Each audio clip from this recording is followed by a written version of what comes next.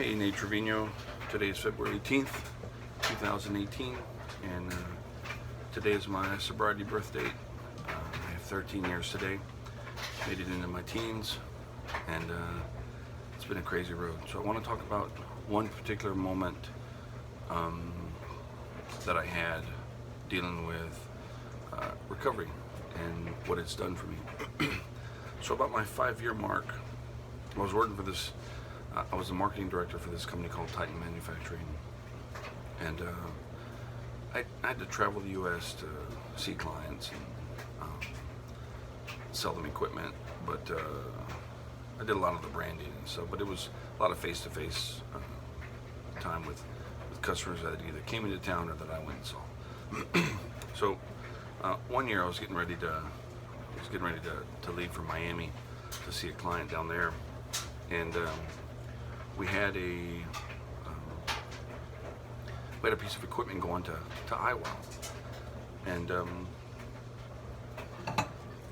we were shorthanded, and sales were through the roof, so we were a little behind. And my lead foreman was just going to deliver this piece of equipment because Central Freight couldn't get there in time, and it was going to put us a week out. And we just thought, you know what, he'll just take it, and he could be there and back in a couple days, and it would be easy. So I was like, sweet. So I went home, and I was prepping for this trip to Miami, and he called, and his name was Bradley. Bradley called and said, hey man, would you go with me? Sorry, his name was Brady. Brady called and said, would you go with me? Do you mind running up with me? And I said, to Iowa? He said, yeah, we'll go and come back. I said, absolutely not. That's not a short trip. That's 2 or 3 days. And I'm leaving for Miami at the end of the week. He said, you'll be back by then. I said, no way, bro. I gotta prep for this Miami trip, and there's a lot of things I need to do here. So I hung up the phone and I thought about it, and I remember him saying that his wife just didn't want him to go alone. And I thought, I felt bad and thought, I don't want him to go alone either. So I called him up and I said, Brady, yeah man, I'll go. He was getting ready to pull out of the shop, and he said, all right, I'll run by and grab you. I said, great. So he came out of my house and picked me up, and we took off. I took a couple things out of the bag for Florida just because it was already packed, and put them in a backpack, and off we went. Had my laptop and cell phone, charger, simple stuff. He said, don't worry, we'll shower at truck stops and it'll be a quick trip. I thought, sounds like an adventure, but not the kind that I was really looking forward to. So we took off, and when we got to Dallas 4 hours later, it was freaking cold. The temperature had dropped 20 degrees, and I said, Brady, man, I'm freezing. He's like, oh, it's snowing in Iowa. I said, snowing? All I brought were short sleeve shirts and t-shirts. I didn't know we were heading up into the snow because I didn't have time to check the weather. I just like, yeah, I'll go. He said, man, it's okay. You'll just stay in the truck. I'm like, stay in the truck? It's going to be freaking freezing. So it was really no big, I thought at the time it was no big deal. And off we went. And it was an 18-hour straight drive. He drove nonstop 18 hours. And I remember waking up bits and pieces across the country just going, where are we? And he would tell me. And back then I think I had T-Mobile. GPS technology wasn't what it is today, 10 years ago. So I wake up and we're in Iowa and there's still snow on the ground. And I'm looking around going, holy cow. I mean, there's snow on the ground. I've got t-shirts and shorts, and I'm just thinking, oh, this is gonna be crazy. So we're having a conversation, and there's nothing but woods area, and we had just passed Ames, Iowa, and all of a sudden there was a loud boom, and it shook the truck, and I looked over at him, and he said, man, my clutch just went out. I said, now's not the time to be joking, because we were in the middle of nowhere, Iowa, and we were coming down this rolling hill, and we had just enough momentum that we rolled uphill and into a rest area. And I was like, well, what are we going to do? Now, he's in the maintenance truck, so we've got tools. He said, I'm gonna call a cab and I'm gonna go back to that town, and I'm gonna get a clutch, and I'm just gonna come back here and I'll replace it here. I said, at the rest area? He said, yeah. I said, okay. And now it was freezing because there's still snow on the ground. So luckily inside this rest area, there was the bathrooms were indoors, so it had a place that had Wi-Fi, and you could, like a little touch screen where you could see the things to do in the area for travelers or truckers or what have you. So I grabbed my backpack, put on another shirt, and I walked inside and said, I'm just gonna wait inside. He said, okay. Now it wasn't climate controlled, but it was warmer than the outdoors. So I walked inside and I plugged in my laptop, tied into the Wi-Fi, and I started watching Netflix.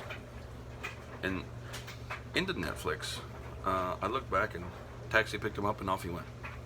And so I'm thinking, I'll watch the rest of this series that I was watching. And I thought, you know what? Let me call Intergroup, because let me find out, let me just talk to somebody here in the area.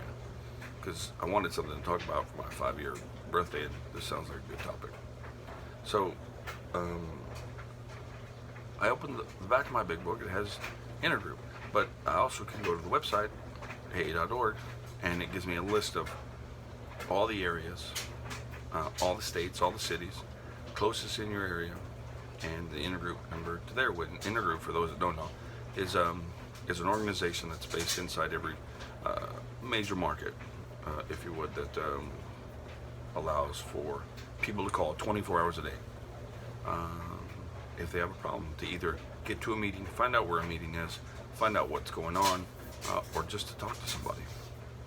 So I called, and the guy, there's a state number, and I called, and I told him where I was, and he said, you know, I'm outside of Ames. He said, well, let me connect you to somebody in Ames. And he connected me to somebody in Ames, Iowa, and the 24-hour person that answered called and said, hey, how's it going? I said, hey. Now there's a hotline, and then there's people that are dedicated to be on call to call you back to keep that number open.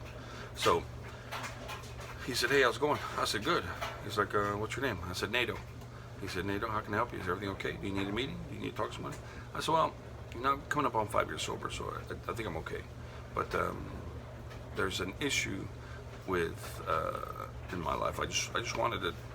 I mean, there isn't an issue. I just wanted to talk to somebody in recovery. It's okay. What's going on? I told him the story of how we got there and what we were doing, and he asked me where I was, and I said I'm at a rest area. And now, granted, we were late to meet this client, so my client in Iowa. So I called him and told him where we were, and he was just going to come down to the rest area, pick up the trailer, and go back to his facility. We were then going to just fix the truck, turn around, and head back to Houston. When I left Miami, I was going to fly to Iowa, and then rent a truck and bring the trailer back to Houston. So back to the conversation, the guy says, where are you? I said, I'm at a rest area. He's like, what are you doing? I said, waiting on a customer. He's like, oh. I went, oh, not like that. I'm not waiting on that. He's like, man, they ain't none of my business. I said, no. I'm not waiting on a customer at a truck stop. That's not what I meant. And he's like, we don't judge. And we kind of had a chuckle about it, thought it was funny. And he said, well, I'm going to give you the number to the guy on call, or I'm going to get your number and I'll have him call you. He said, okay. So in the meantime, Brady had come back and he's working on the car. So a few minutes later, my phone rings, and it's the guy who's on call. We'll just call him, we'll call him C. So C calls me, and he says, hey, what's going on? I said, hey. We talked for a few minutes. He asked me if I was okay, and I said, yeah, and I told him what was going on, and he kind of laughed. And he said, well, it sounds like everything's going to get fixed. This is my number. Just keep it in case you need something. I said, okay. So a few minutes later, Brady comes in, and he's pissed off.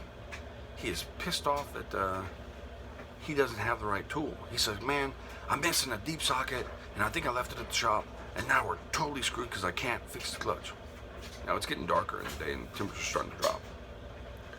So I said, what do you need? He said I need either a 1/2 inch or 5/8 deep socket, 3/8 drive.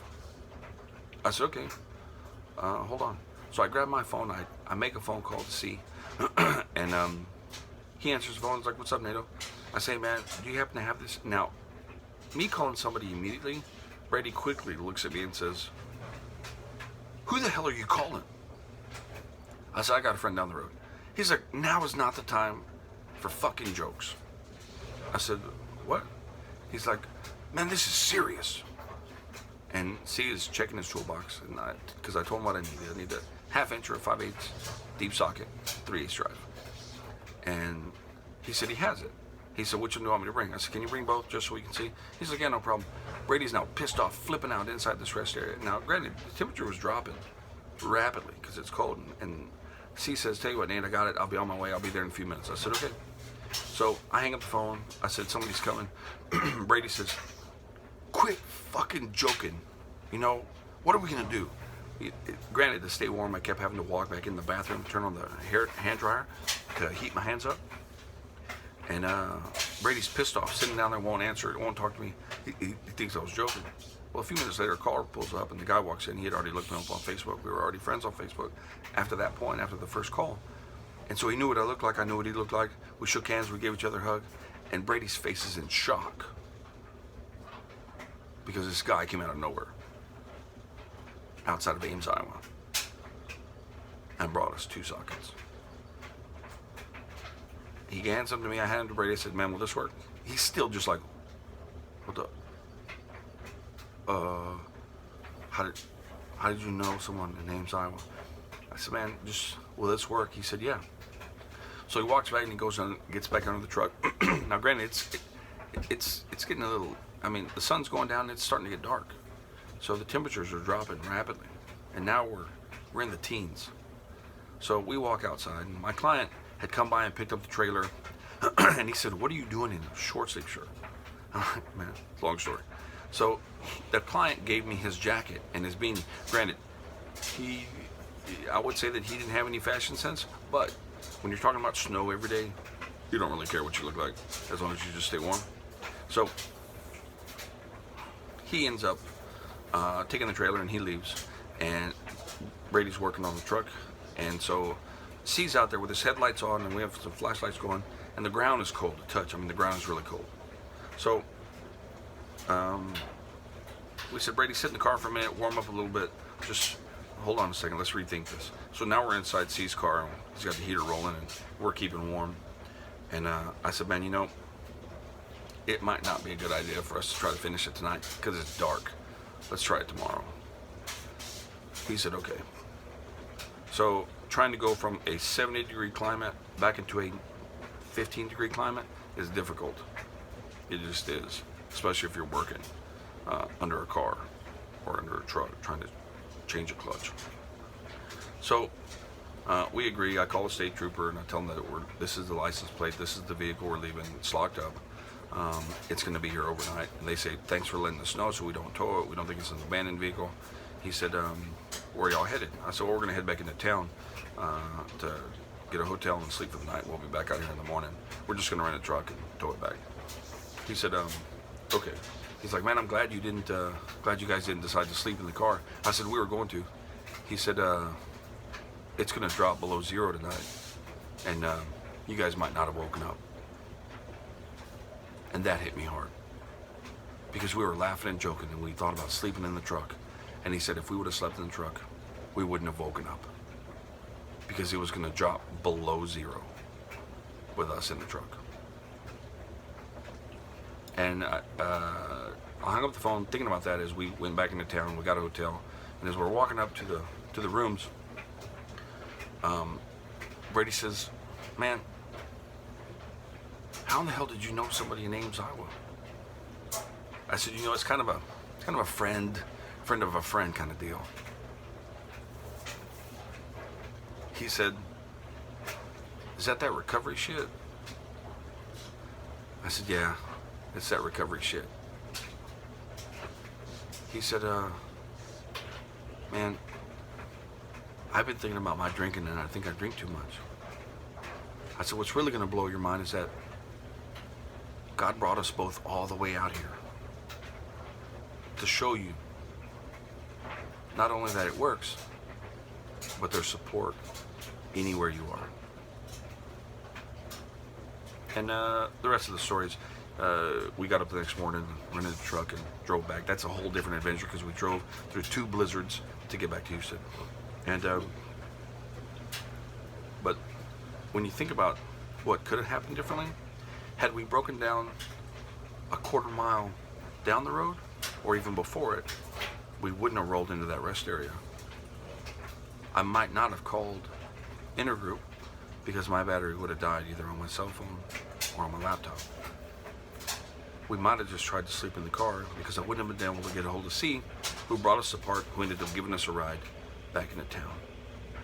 And that would have been the end of NATO at my 5-year mark. So there were just a lot of other variables that could have happened. You know, we broke down at exactly the right place, right time to make it into that rest area. To be able to call in a group, to get a hold of the guy that got me in contact with C, who brought me the part that I still have, and I still need to send it back to him. But I wanted to see him again to tell him that he doesn't even know he saved my life. He saved 2 lives just by being available. So, my life has got a lot of stories in it that are somewhat unbelievable at times. That's why I'm just amazed with the things that happen in my life. We made it back to Houston. We never spoke about it again. I mean, we joked about it, but it was one of those things that we would have died had we stayed on that mountain or on that hill at that rest area. And we didn't. So that was birthday number 5. Now I'm celebrating 13. Take care. God bless. I'll share another one later today.